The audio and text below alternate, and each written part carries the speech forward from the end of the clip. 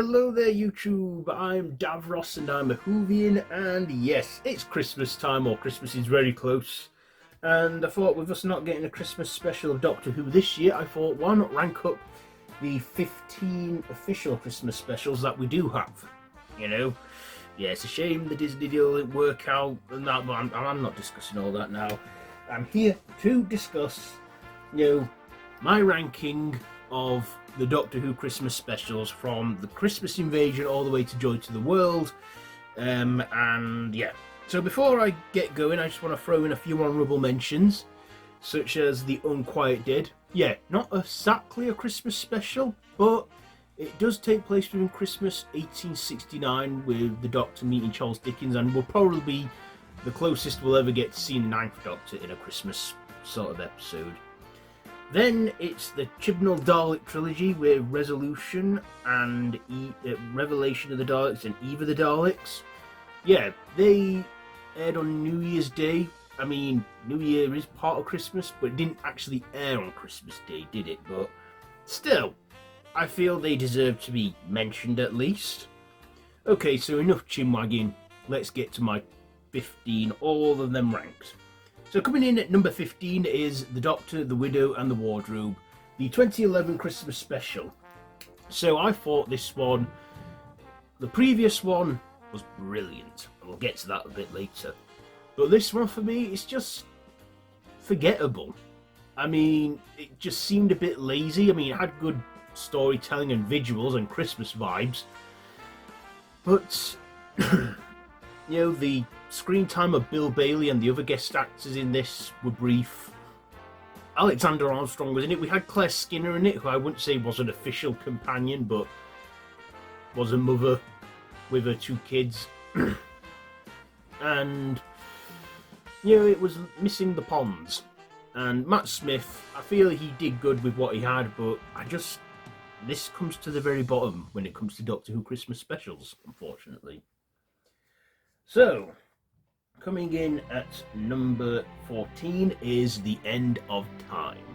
Yeah, this was a two-parter, but it did start on Christmas Day, did conclude New Year's Day, but I'm counting it as one story, and that David Tennant's final outing as the Doctor, at least his proper outing as the Doctor, as the 10th Doctor. Now, when I watched this Christmas Day, I enjoyed it. I thought it was great seeing the Master back, thinking what's going to happen here. I loved that cliffhanger. I also loved part 2 and the heartbreaking moment where the Doctor realises he must sacrifice himself for Wilf, and then he regenerates at the end with that heartbreaking "I don't want to go" bidding farewell to his companions. But over the years that I've watched this special or rewatched it, it just drags on, especially part 2. I feel that part 1 is a good setup for part 2. We have a few moments with the Doctor and the Master. We have Wilf coming back. We have Donna Noble and all that stuff. But part 2, Timothy Dalton, great guest actor we got for that one too. But the first part of the episode felt a bit rushed, drowning in CGI and visual effects. And also the last half hour where we now see the Doctor's regeneration is inevitable, it just drags on. I mean, at the time I thought it was nice and sweet and I was actually sad, but looking at it now, and given that we now know David Tennant actually returned to be the 14th Doctor, and that it just doesn't have that same impact, and I feel it's a bit of a drag, if I'm being honest. Crazy regeneration effects, but yeah. I'm sure you can agree with me on that The End of Time isn't as emotionally impactful as it was when it came out in 2009, 2010. Okay, so, with that one, let's get to 13. Number 13 is Joy to the World. Number 13, Joy to the World, where we see the Doctor coming across this young woman named Joy who wants to get away for Christmas and stuff. The second Christmas special from Ncuti Gatwa, and also written by Stephen Moffat, not a showrunner, but a former showrunner, but probably the first Christmas special I'd say to not be written by a showrunner, at least a former, someone who isn't the showrunner at the time. But yeah, they come across this star. I just thought at the end of this one, great time gimmicks and that, good visuals, but the Doctor didn't really need to be there at the end of the day, did he? And I mean, it has good music, Joy to the World, all that, the star and everything, but yeah, the Doctor didn't really stop anything with what this corporation with this star thing was doing, and Joy took control of it and what have you with all the others, and yeah, the star, whatever. Yeah. And that's the last one we're getting for a good while. So, number 12, The Husbands of River Song. Peter Capaldi's second Christmas special. We see Alex Kingston come back for one last go around. We see some comedic stuff from Greg Davis, Matt Lucas, and Christmas vibes, and we finally get the conclusion to that story that we were told from River Song all them years ago when he was the 10th Doctor, the last time you would see her and stuff. It was nice and pleasant and sweet and beautiful. But yeah, for me it was Christmassy, but yeah, I just feel it was a bit of a rom-com as well, but Capaldi made it worthwhile and stuff. I like that we got Nardole in there, and he would go on to be a regular as well. Okay, next, number 11, The Next Doctor. So when they teased this with David Morrissey being the Doctor, the Next Doctor, and the episode being called The Next Doctor with the Cybermen and what have you, I knew obviously that David Morrissey was not going to be the Next Doctor. The whole thing, because it was around that time David Tennant had announced that he's leaving the show and stuff and what have you. It was a good one. Great to see the Cybermen back in the modern era again for the third time in the modern era. We had the Cyber Shades. We then had a big tacky cyber factory, which was the Cyber King, which was just, like I say, a bit tacky, but yeah, I like the guest role from David Morrissey and that. But the title is misleading. I mean, we know that he's not the Next Doctor. The title, The Next Doctor, was just something to get us watching and stuff, but I was never convinced from the start that we'd see the Next Doctor at all. Yeah. So, number 10, Voyage of the Damned. At the time this aired in 2007, it was the longest episode ever made of Doctor Who. And, we get guest star Kylie Minogue, we get some other, variety guest faces in there too. We get Heavenly Hosts, we get the Titanic in space, we get the introduction of Wilfred Mott. We get a big Christmas show with this one, and I liked it. And, but then the big reveal to the villain just felt a bit lousy, that he was a big machine, Max Capricorn, an insurance scam, etc. But David Tennant does do a great performance, particularly that speech he makes, that saying he's the Doctor, he's 903 years old and all that. And the bit where Astrid has, sacrificed herself for him, and then he makes that snap with the, the Heavenly Hosts going up and that. It was an okay Christmas special, but many of us have bettered it since. But it's in the top 10 though. And number 9 is The Runaway Bride. Yeah, Catherine Tate making her Doctor Who debut, continuing the cliffhanger that was left at the end of Series 2 after the Doctor said goodbye to Rose. We get the return of the Robot Santas, we get the Arachnos Queen, and we get some comic relief from the Doctor and Donna. Just a fun pairing, and I'm glad that she actually did come back for Series 4, even though that was never the plan. But, yeah, she was just meant to be a one-off guest star, but she came back as a regular a series later. We had the Arachnos Queen, great practical effects on that. We see the Robot Santa's return and stuff. We see some campiness. It's Christmas, fun stuff, Christmassy stuff. And it was the second Christmas special that we'd ever seen, particularly in the revival era.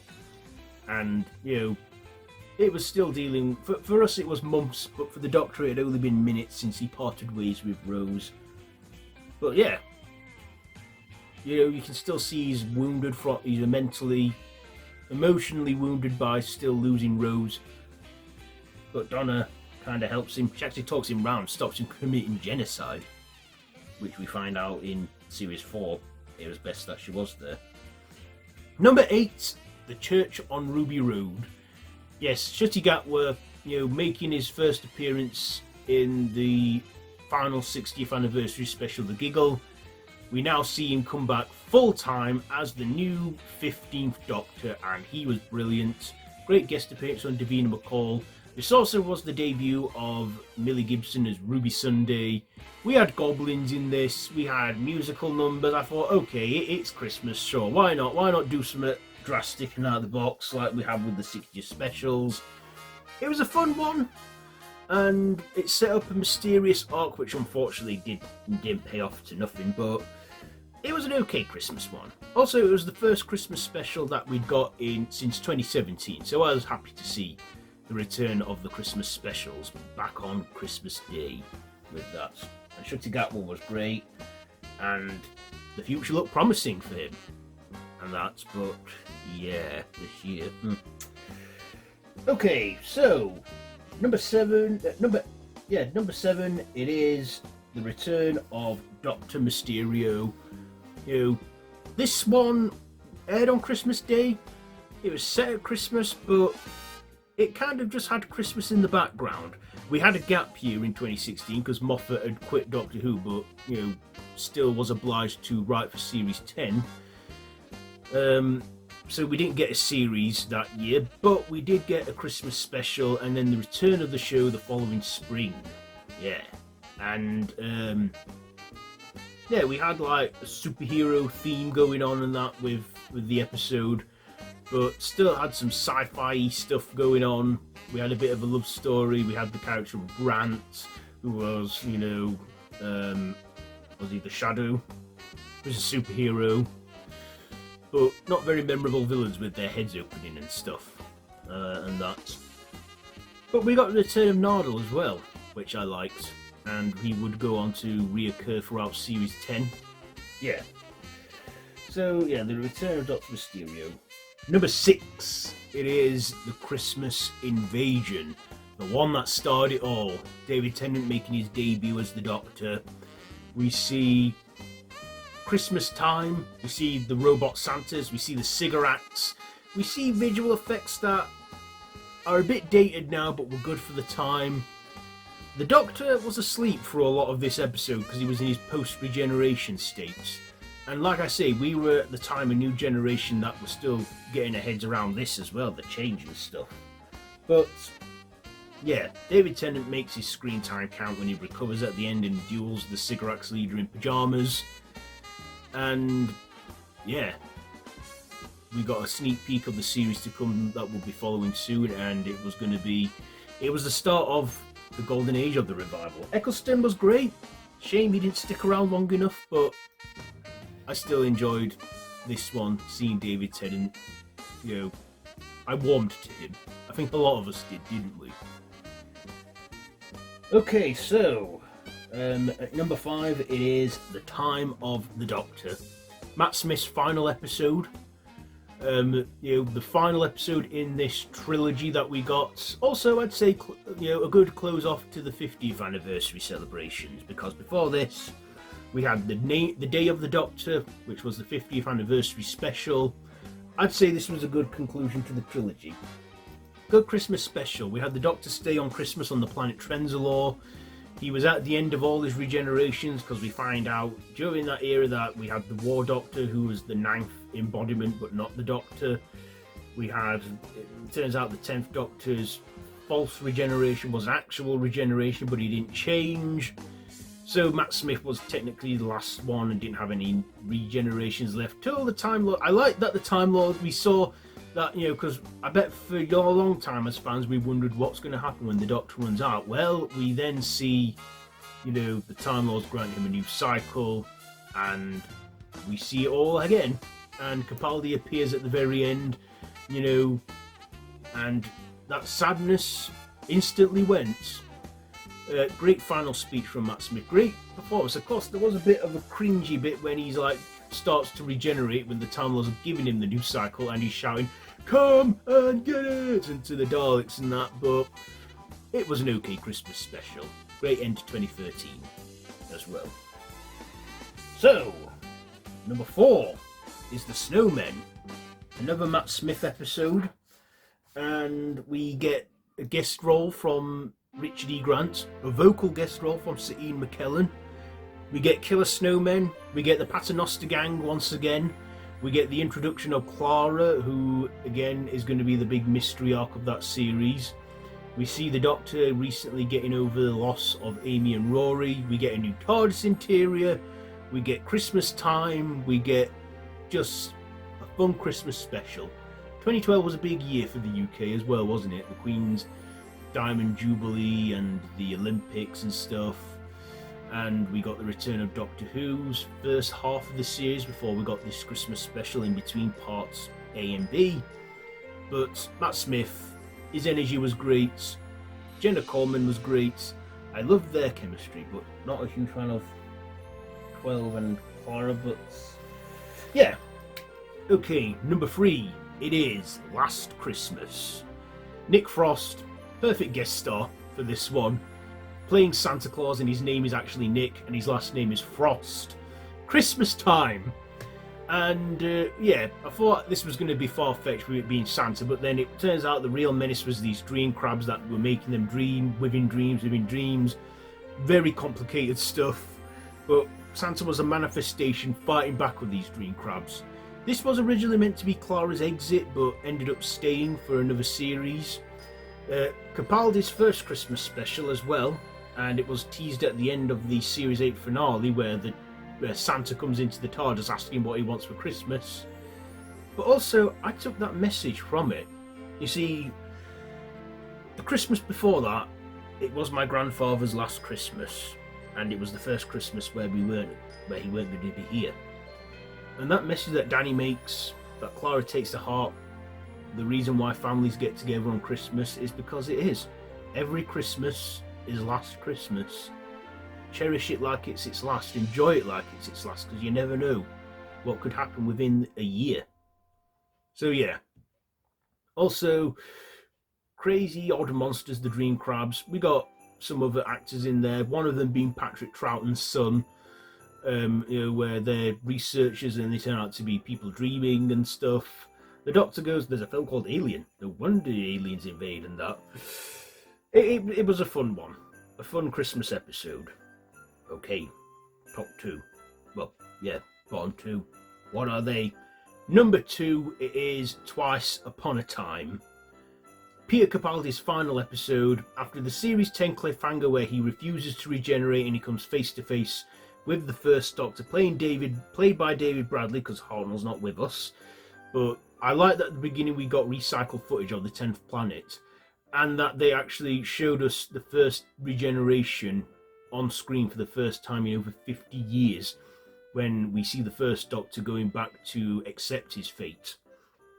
And, you know, just great reused footage with William Hartnell in there, and then it cuts straight into David Bradley playing the first Doctor. I don't know, but he just played it well, I think. A bit of an outdated, humorous Doctor, but of course that was the 60s. Yeah. Peter Capaldi, great in this as well, playing the Doctor one last time. Does a great farewell speech when he's getting his future self ready for the next life. And that whole Doctor, I let you go. Great ending where we see with him parting with Bill, whose memories are a glass robot, and we get Matt Lucas come back for a cameo, because I feel that his exit wasn't as satisfying, but we got to see him cameo as a glass robot. We get Mark Gatiss guest star in there once again, and he's playing the captain, who turns out to be the Brigadier's grandfather. And we get that whole moment where both Doctors observe the Christmas truce, which was just so emotional for me. I still get goosebumps watching it now, and it is such a wonderful episode. We get some closure on Old Rusty, the Dalek that turned good. We just see, a great Christmas special, and it was heartwarming and wonderful, and I truly enjoyed it. There were no real threats in this one, just time breaking because the Doctor wouldn't let his time come. But in the end, we knew he was going to accept his regeneration and become Jodie Whittaker. And I was eager to see what would come next. But yeah, Twice Upon a Time, lovely Christmas special. Okay, now we're down to our number one pick. And number one, it is A Christmas Carol. This has to be the most Christmassy Christmas episode ever. It was our first one without David Tennant, our first one with Matt Smith. We had Michael Gambon guest star, we had Katherine Jenkins guest star, we had Arthur Darvill officially made as a regular for the show because him and Amy were his companions. I love the premise that they did with this, with A Christmas Carol, how they sort of used the time travel and, time rewritten stuff on Cassaran to change his ways and to actually help the people from a crashing spaceship land, safely. And beautiful singing from Katherine Jenkins. That song is so moving, I liked it. Fish swimming in the mist and a shark swimming in the clouds. Apparently Moffat's greatest fear was a shark getting into his bedroom, so he made that a reality. Three actors playing Cassaran, including the late Michael Gambon playing an older version of him and his father and what have you. It was just a wonderful Christmas episode and truly felt Christmassy, and I think is still one of the best. In fact, it is still the best Christmas special of the revival era so far, in my opinion. So yeah, there you go. There is my ranking of all the Doctor Who Christmas specials. If you stuck to the end, then thanks, it means a lot. But how would you rank these? Let me know down in the comments below, and if you like this video, be sure to give it a big thumbs up and to share with your friends, and feel free to subscribe to the channel if you haven't already and to hit that notification bell. I have been Davros the Whovian, and this has been my ranking of the Doctor Who Christmas specials. So, have a good Christmas, and until next time, run for your life.